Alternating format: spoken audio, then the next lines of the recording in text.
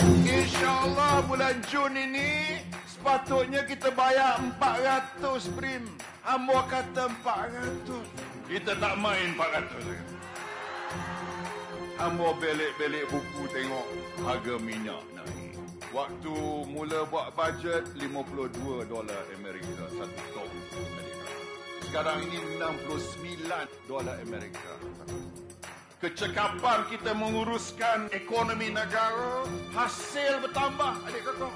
Hasil bertambah.